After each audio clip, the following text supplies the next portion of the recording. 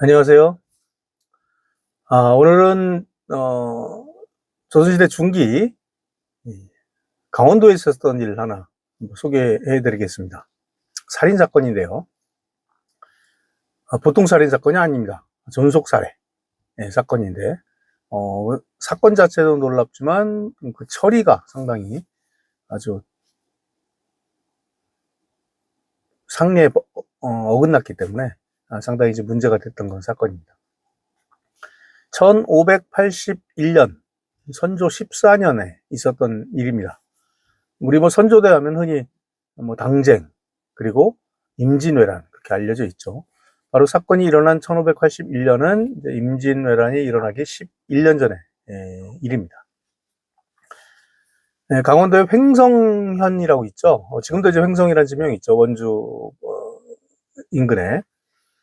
이 횡성현에 사는 백성 존이라는 백성이 있었어요. 그런데 이 존이가 자기 어머니를 살해하는 사건이 일어납니다. 아주 놀라운 일이죠.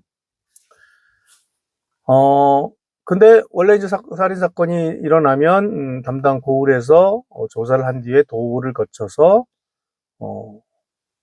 중앙에 형조에 보고를 하고 임금의 허락을 거쳐서 이제 사형을 한다든가 이제 그 죄에 맞게 벌을 내리는 그런 것이 이제 원칙인데 이 사건이 성립되니까 갑자기 강원 감사가 횡성현에 지시해서 그 죄수를 강원 가명, 그 당시 가명은 이제 원주에 있었죠. 가명으로 올려 보내라고 지시를 합니다. 자기가 직접 신문하겠다고. 보통 있는 일은 아니죠. 보통 있는 일은 아닌데, 사건이 중대해서 그런가 하고, 횡성현에서는 이제 강원 가명으로 올려 보냅니다.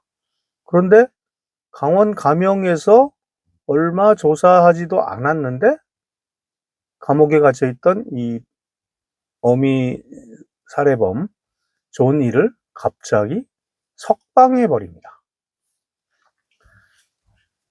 그 당시 이제 강원 감사는 박민헌이라는 인물이었습니다. 그래서 이제 난리가 나죠. 그래서 사람들이 어떻게 된 것인가 알아보니 그 당시 감사 박민헌에게는 아주 총애하던, 아주 사랑하고 예뻐하던 기생이 있었는데 이 어머니 살해범 존이가 이 기생에게 뇌물을 준 것이었어요. 그러니까 이 기생이 박민헌에게 청탁을 한 거였습니다.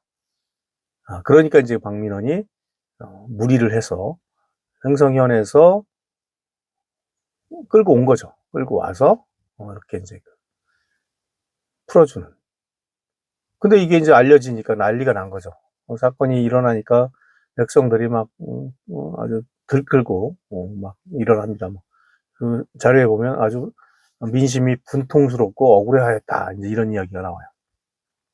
이게 이제 조정에까지 알려집니다. 그러니까 조정에서 직접 조사하겠다라고 해서 박민헌을 불러 올립니다.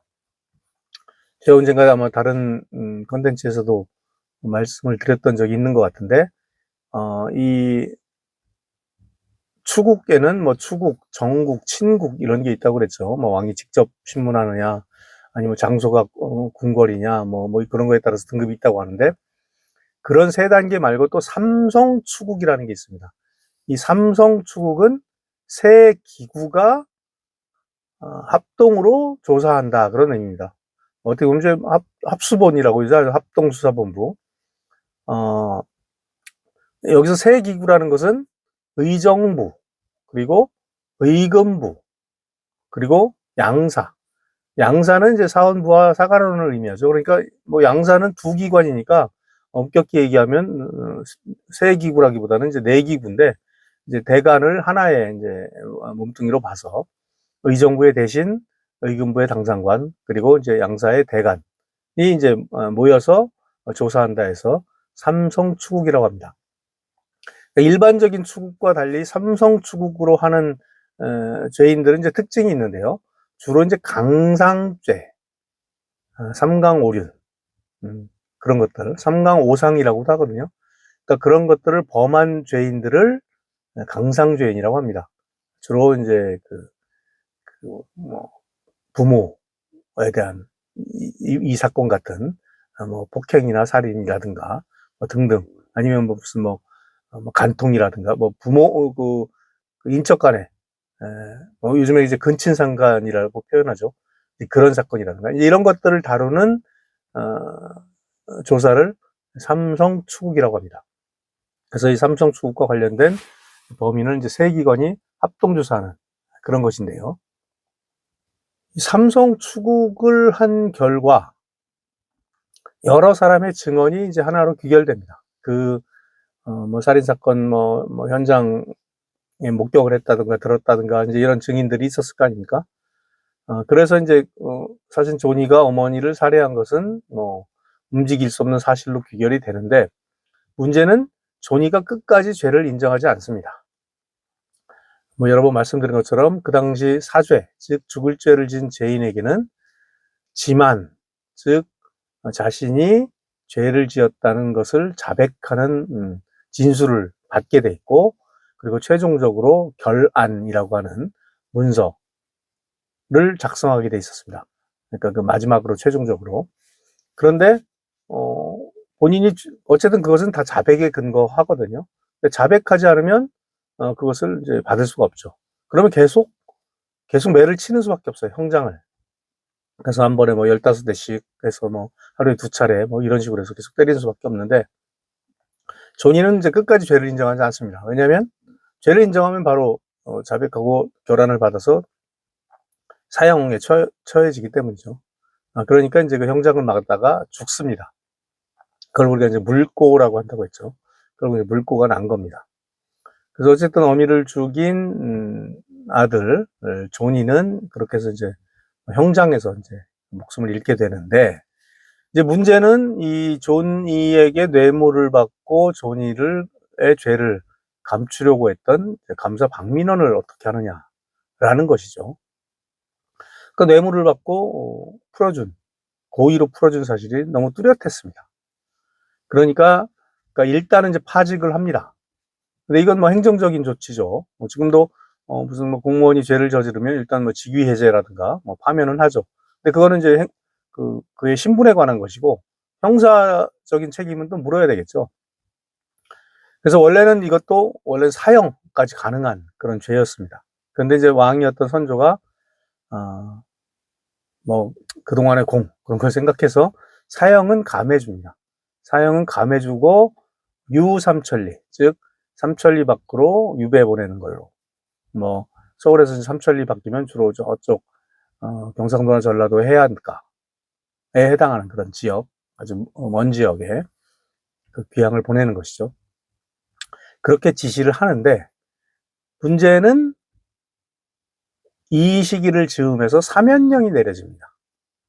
그러니까 선조는 사면령이 내리기 이전에 이제 발생한 일이라 해서 용서를 해줘요. 요즘에도 사실 사면령이 문제가 많이 되고 있지 않습니까? 뭐 특정한 인물 한두 명이 이제 사면에 포함되었다 해서, 이제 여러 가지 이제 진영 간의 갈등, 또 진영 내에서 어떤 갈등 이런 것들이 있었는데, 이 사면이라는 것 자체가 바로 이제 왕조 시대의 유산입니다. 그러니까 이제 법적으로 죄를 지은 죄인을 임금의 특별한 은혜에 의해서 풀어준다, 이제 그런 것이죠. 여기서 이제 우리가 주목할 사실은 임금이 어떤 사람의 죄를 더할 수는 없어요.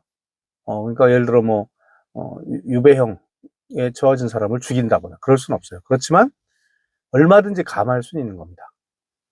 그게 이제 그 사면이죠. 그러니까 오늘날에 이제 우리 민주사회에 있어서 사면령도 사실은 그 정신은 왕조 시대의 사면에서 뭐 빚어지는 그런 것이다라고 볼 수가 있습니다. 그러니까 오늘날 이제 삼권 분립이라고 해서 입법권, 사법권, 행정권이 분리가 돼 있죠. 근데 이제 대통령은 사실은 행정부의 수장이면서도 이 사면령과 관련돼서는 뭐 국가 원수의 입장이랄까, 아주 이제 그 초월한 처지에서 이제 내리는 것이죠. 그러니까 어쨌든 사법부에서 내린 결정을 무효로 돌리는 것이거든요. 취소하는 것이거든요.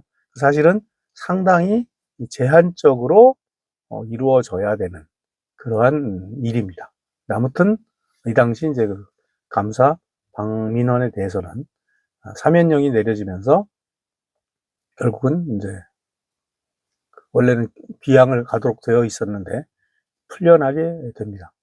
오늘날 이제 사면령 문제와 관련해서 또 약간 또 좀 생각나게 하는 그러한 사건이었기에 이렇게 한번 여러분께 소개를 시켜드려 봤습니다.